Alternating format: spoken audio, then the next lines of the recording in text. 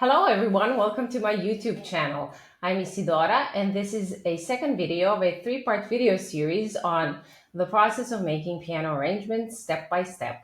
I'm here with Mallory today, my student who's tackling the challenge of making her very first piano arrangement by herself with my help along the way. And she's been working on the song Part of Your World from the Little Mermaid movie. And today we'll show you the first step of making arrangements.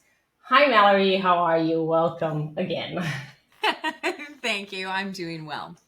Are you excited? I know I am. I am. I'm nervous, especially because I might actually touch the keys today. I know this was a difficult journey for you and exciting one, but we've been taking it slowly, step by step. So I really wanted you to soak in everything. The first step was because like the foundation of every song are the chords. So that was the first step. Could you tell me how did the first version of the song that I sent you look like? That first version, it was just excellent. It was very, very empty. There were lots of whole notes and lots of chords were just directly written out, like A minor 7, Yeah. without necessarily writing out any chords. Like it just. I bet you thought, oh, this is easy. Yeah. Just whole notes. I still was intimidated because I knew that I would be like improvising and putting in my own things, but it was quite empty. I thought I was gonna rock it. Okay, so let's dive in and put it into practice. So the introduction, we kept it.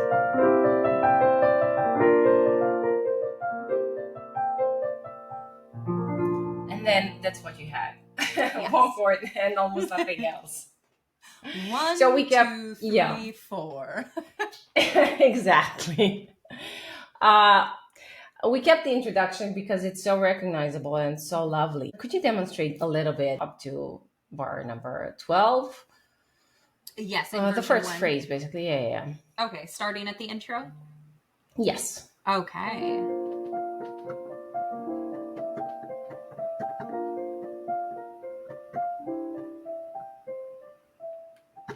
Look at this stuff. Isn't it neat? Wouldn't you think my collection's complete? Wouldn't you think I'm the girl who has everything? Just with a different note right there. Yes, but those are the foundations. It's not that you had to figure out the chords by ear. You already knew the chords. Yes. Yes.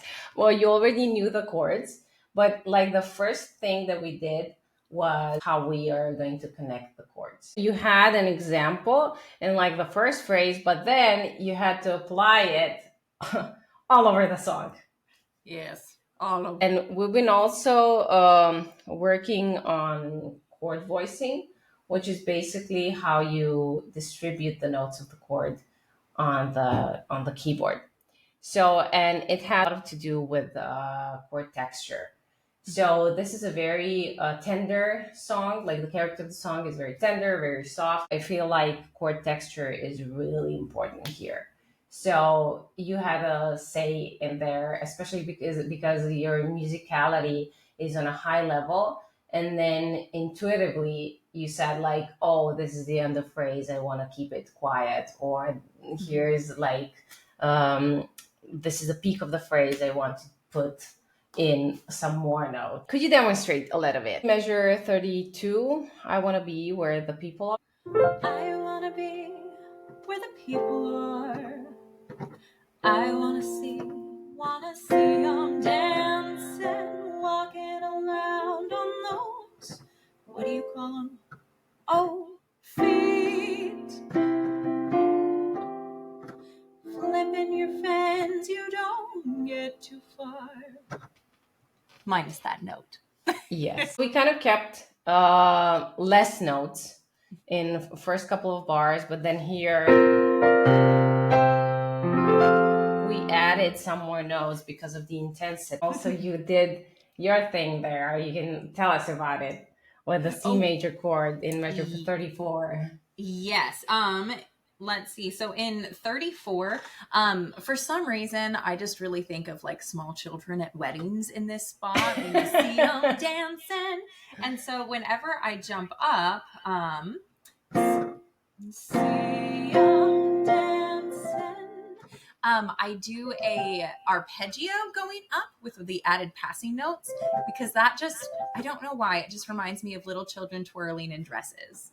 So see 'em dancing. Yes, and this is a great example of like less is more. You just added, one would say, like only one passing note and one arpeggio, but all of a sudden you transformed it. It's so creative. With two simple things, you transformed it into something very meaningful and beautiful. And it's always just fun personally than finding those little things that it's like, oh, I do it this way because, oh, look at how fancy it is. So Yeah, it and just also feels you good. dive in, yeah, and you dive in more into the character of the song that way because you like the process of thinking is you constantly think about that. Oh, what can I do in order to support the character of the song?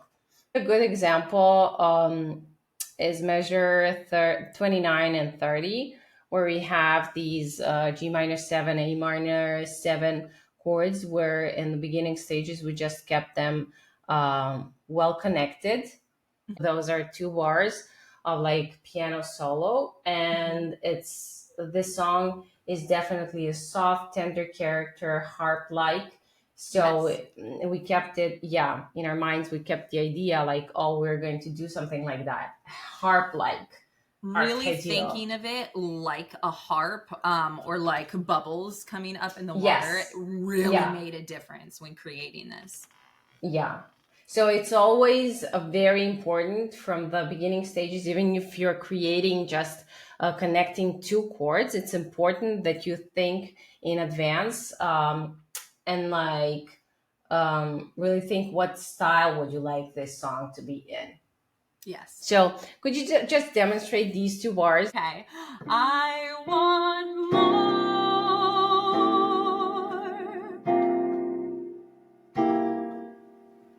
I want to be Yes. where the people are. Yeah, so it was just important that those chords were well connected and we worked with dynamics like you did just right now. So we kept it kind of in forte dynamics, and then the next section was really piano.